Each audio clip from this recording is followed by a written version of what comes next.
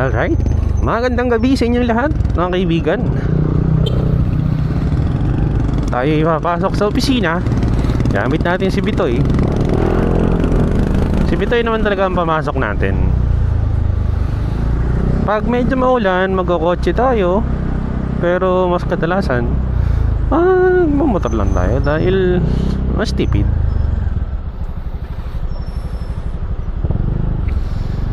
Hindi naman sa pagiging kuripot, pagiging praktikal, pwede.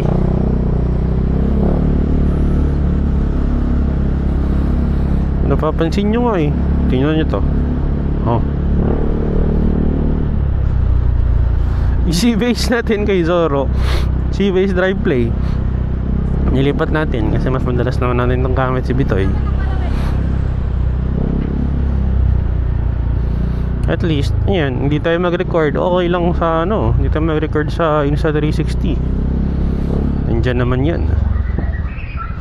Constant recording, naka loop. Kaya mas panatag tayo. Tsaka mas astig din siya tingnan. Powered naman lang yan siya ng 12 volts USB. USB din naman na port si Bitoy. Ilipat natin.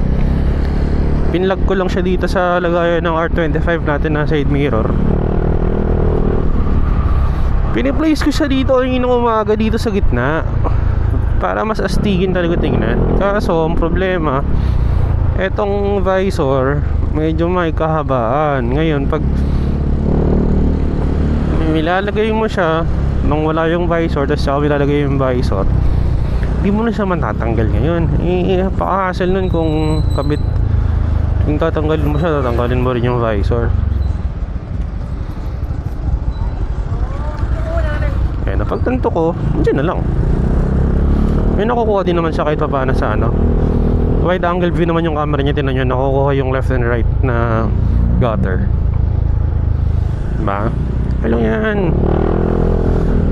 Tsaka waterproof naman yan eh.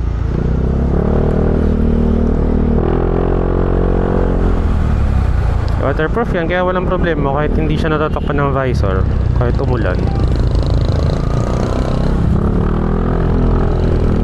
Tsaka masarap ito pang pang ride si Bitoy pag backdoor lang kasi sobrang tipid sa gas, komportable, di ka pagod, may top box naman siya, may under seat compartment. Alam mo na paglalagyan, may gulay board. Pero mas okay siya pag mag-isa ka lang. So yung power niya 110cc, medyo hirap siya kung dalawa, lalo na ako 85 kilos ako. 5'10 nga ako eh. Medyo malaki ako para sa motor na to. Pero okay lang. Ang main purpose ko naman kaya ako binili to sa Bitoy is pang daily commute from point A to point B. Walang problema doon.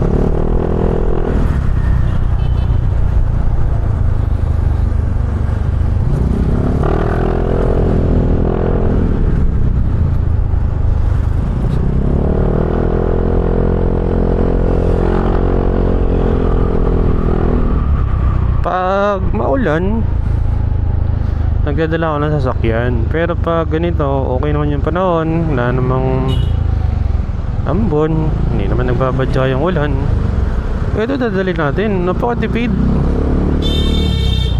almost 60 kilometers per liter. Grabe naman si kuya, mambabangga pa Now it's a loads. Okay. Labas na tayo ng Commonwealth.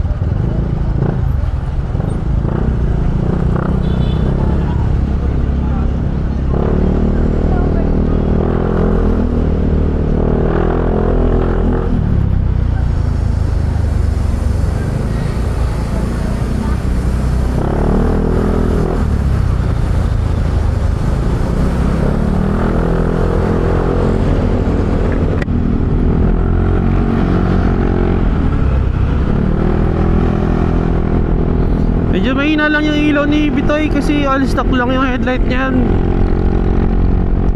Walang kahit anong mini driving light yan, tsaka pang dito lang naman talaga ang purpose nito, kaya hindi ko na rin nalagyan. Pero napaplano ko is kay Zorro, meron kasi mini driving light doon kasi laki lang ng M1 Senlo. Yung sobrang liit lang pero malakas din naman. Plano ko is pag nagpadagdag ako kay Zorro ng isa pa ng malaki talaga driving light, is tatanggalin ko yon, tapos ililipat ko dito kay Bitoy para makatulong. Kasi pag ganitong sobrang dilim, parang wala siyang headlight. Yan, asa lang tayo sa headlight ng iba. Pero kung kabisado mo naman yung kalsada, basta may konting aninag ka na nakikita, okay lang. Araw-araw naman ako dumadaan dito sa Commonwealth, kaya wala namang issue yan.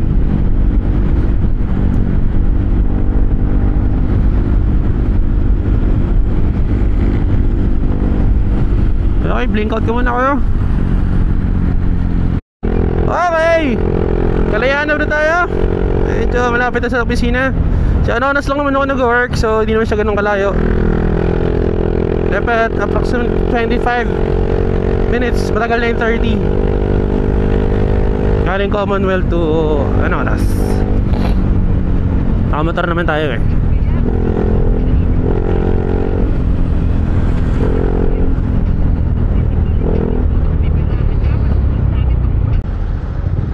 Pili muna tayong kape sa ating paboritong kapehan, Pick Up Coffee.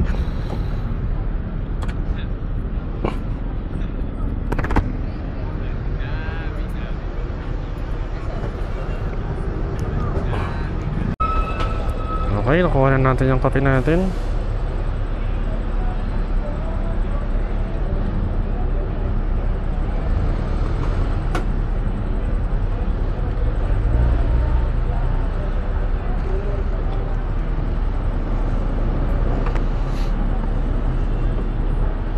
Okay na, bit-bitin ko na lang.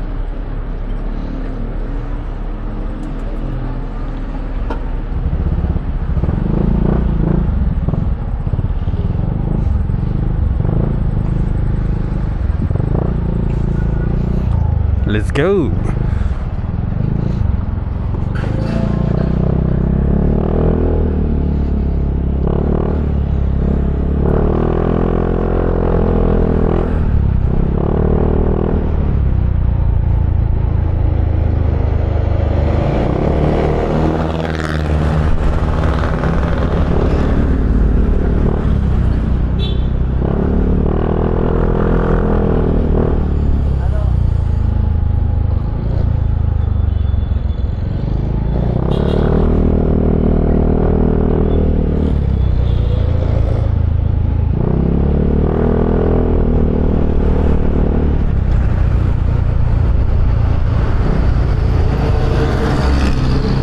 Ito lang problema dito sa Anonas eh, no?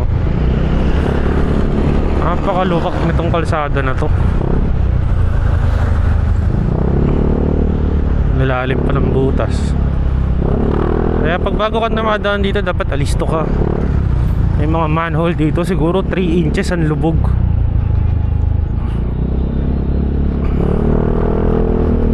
Hindi lang masyadong halata dito sa camera kasi medyo maganda yung stabilization niya, pero medyo pakuha ko talaga yung kalsada.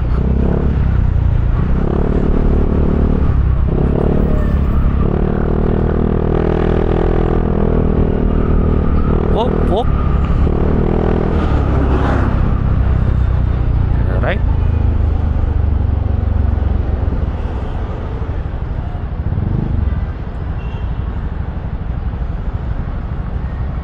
Mamang polis, hindi makadaan tong kakanan.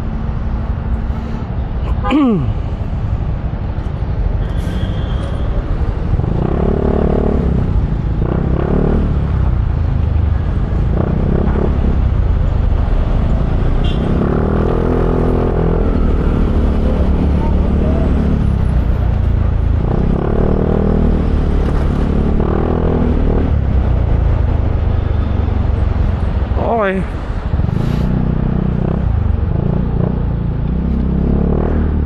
Touchdown. Taskas, boss.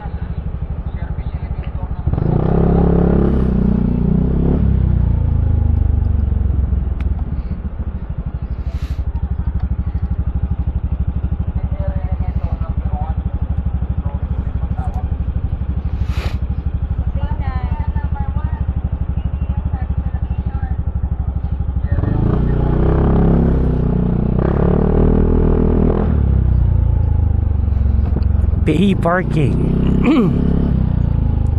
May free parking naman dito pero limited lang.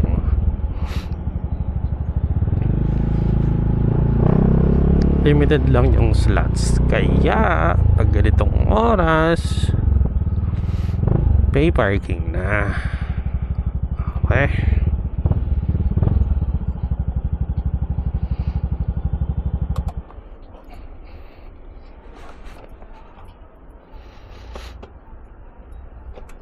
Alright. Alright. Nakapag-out na tayo sa trabaho. Batsi na pa uwi.